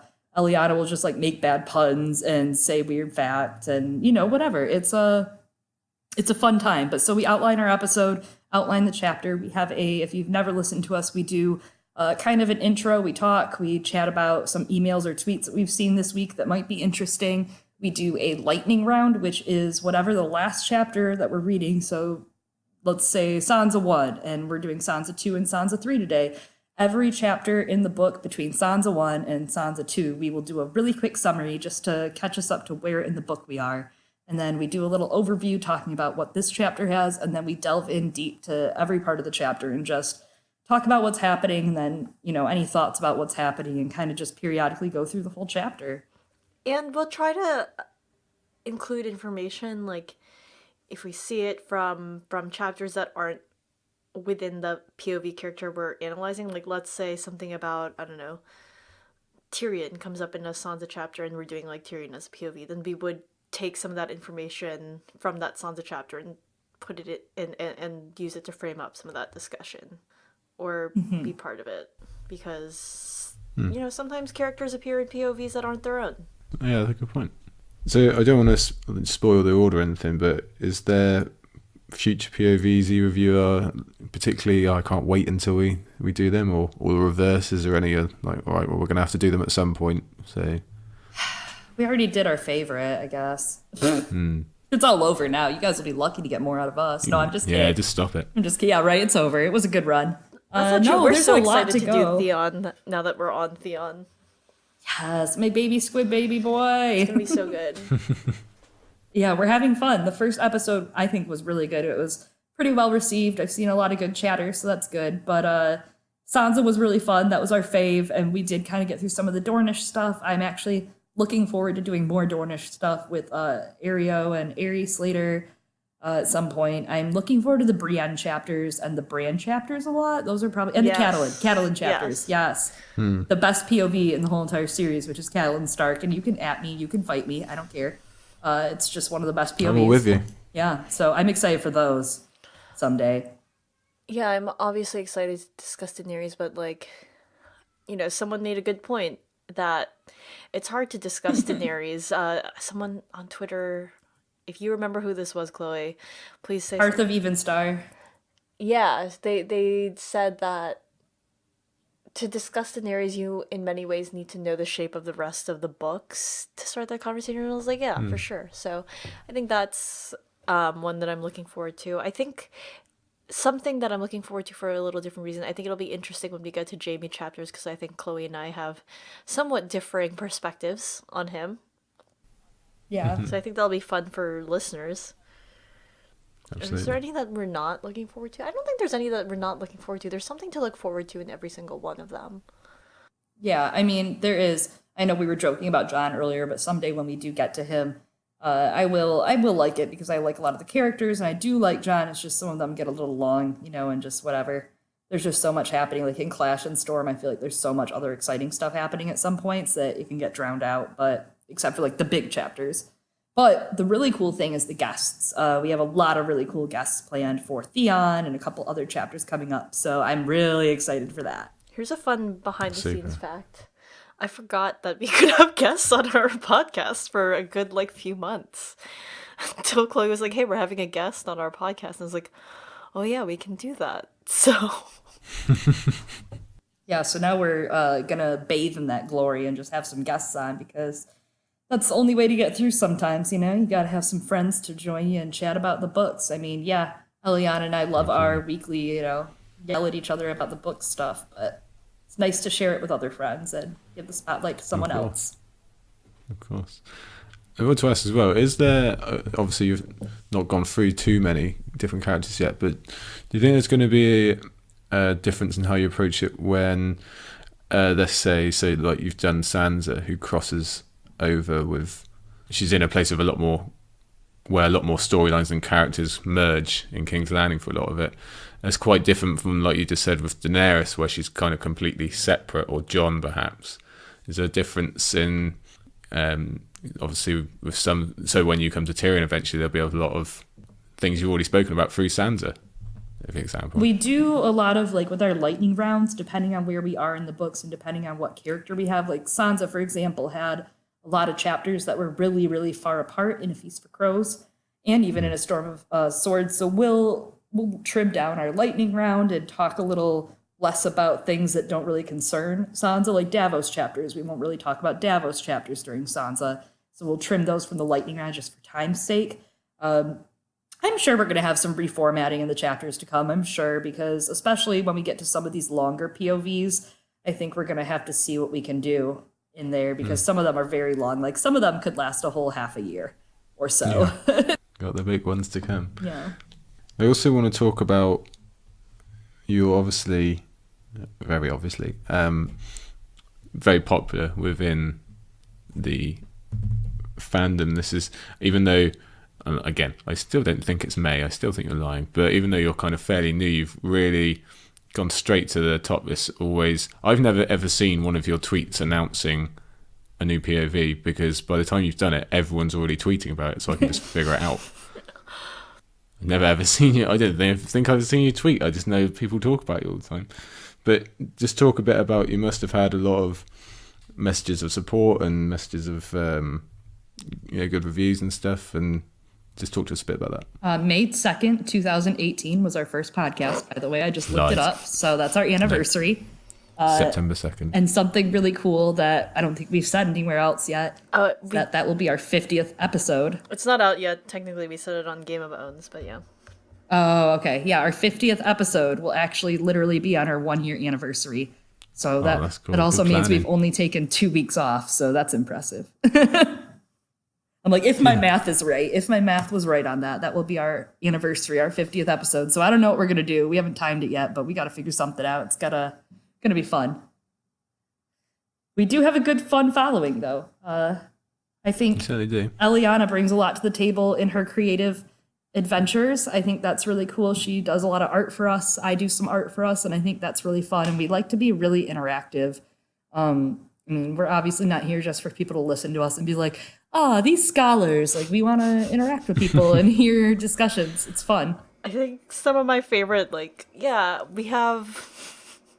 Some of these comments are hilarious. I love... Did you say children? Do we have children? Yeah. Yeah, exactly. I think that... Yeah, you knew that was what I was going to say. One of my favorite comments I've ever seen someone say was, my 2 moms. And I was like, oh my god.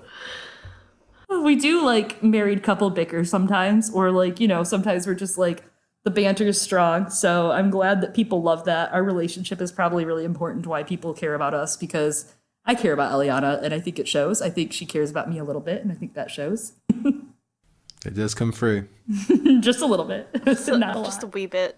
Just a tad. There's always a hint if you look closely enough, yeah. A smidge.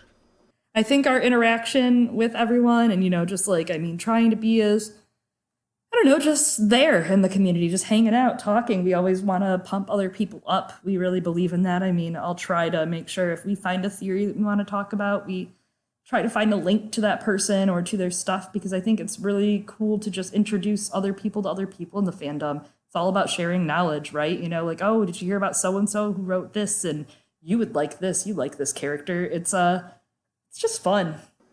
Yeah. That's all.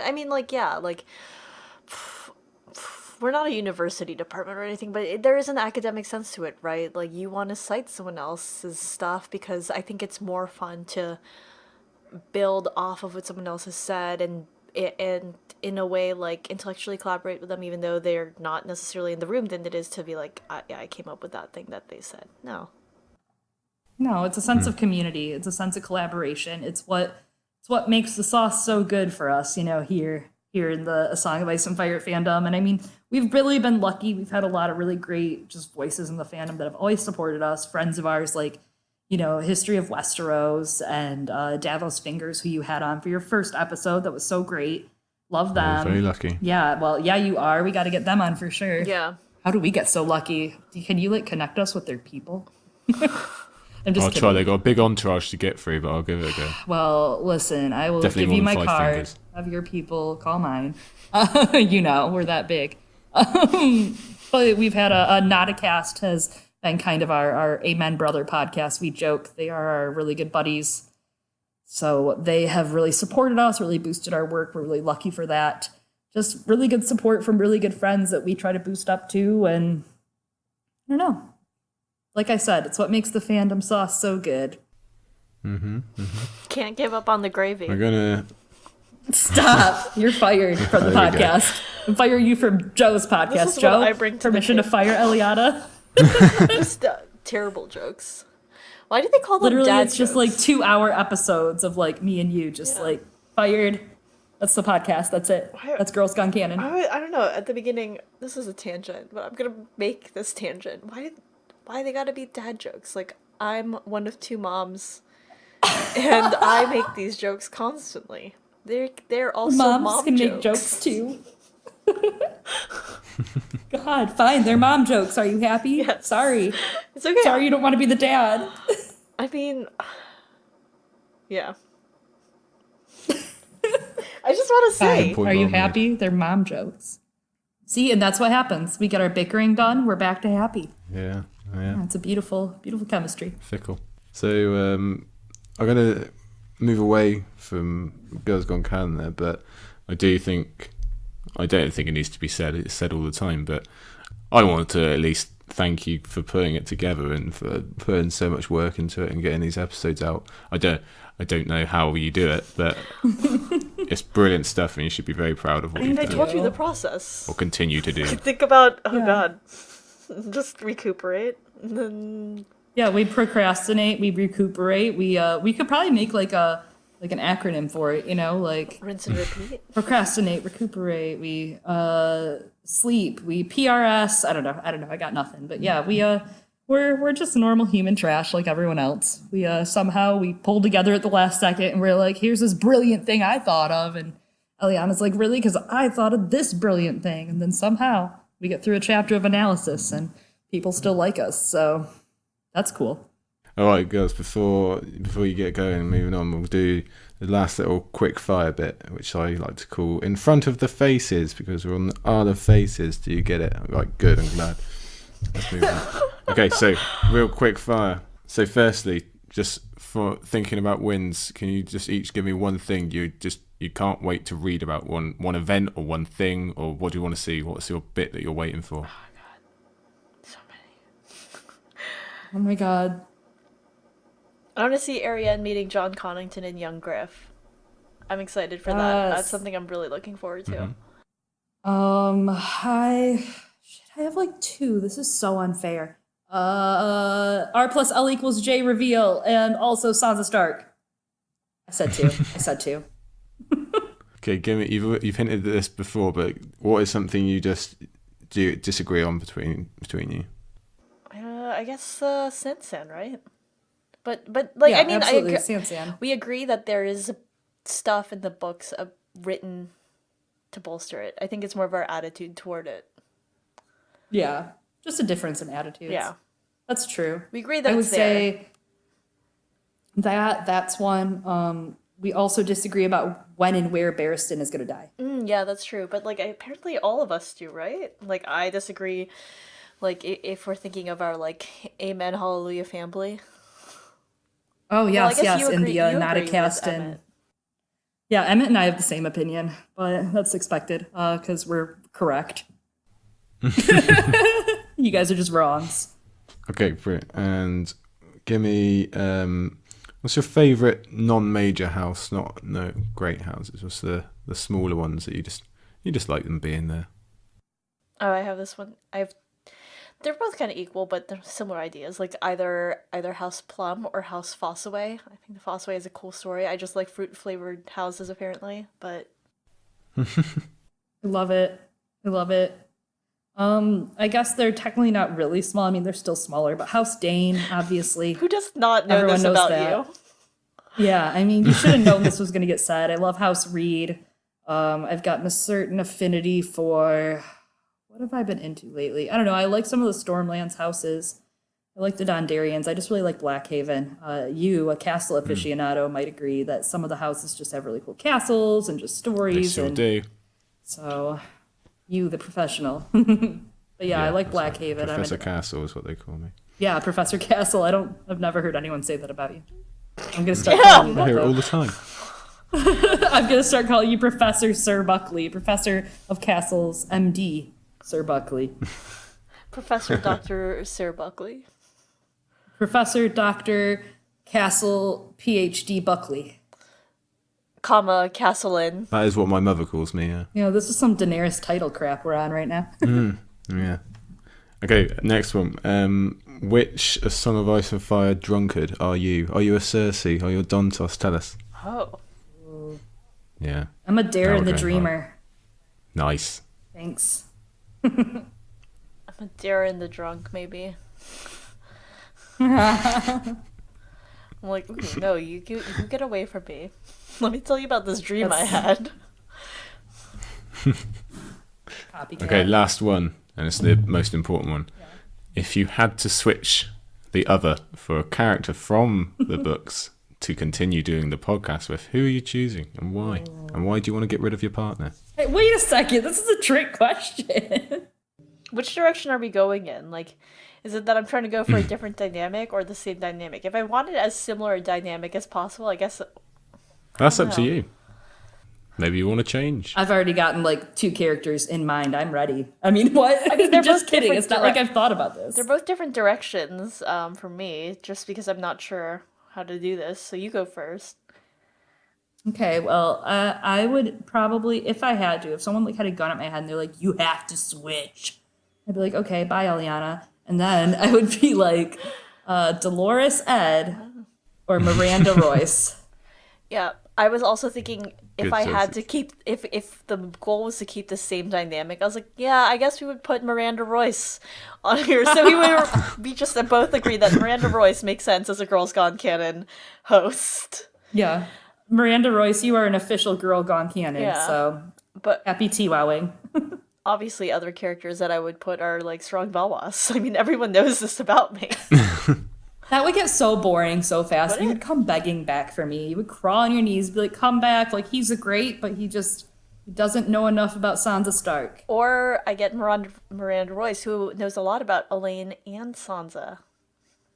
Oh, see, yeah, that's a good exactly. choice too. But if Strong Belwas made you happy, I would just want you to be happy. So That's true. I mean, I don't know. I'm just like, what do I see it as like, as you were saying, someone has a gun to my head and I'm like, I have to pick someone. This is it. You do. Okay, good answers. And there you go. I know I won't take up any more of your time. You've given more than enough to me and the Isle. Let me thank you again, firstly, for putting up with my too long announcement at the beginning and being nice and patient, but for everything else, for coming on, for all you've done in the past, for all you're doing now. I and everyone else, I'm sure, I'm very, very appreciative of it. thank you for having us. It's been so long. It's been months. So I'm glad that we got to do this. Yeah. Yeah. Thank you. Yeah. I appreciate your No. the timeline that you used to plan things. Thank you for having us on. It was a blast. I've never actually like spoken like with you, Joe. Like I've heard your voice on other No. things, and I've like heard of you and interacted with you, and I'm like, oh yes, Joe from Tower of the Head. That's right, yeah. The English guy. That guy. Yeah, that dude. That knobhead. I know about him. Brilliant. Yeah. All right, yeah, I'll let you go. I know you've got some other recording to do, so thank you once again. Thanks, Joe. Have a good one. Thank you very much.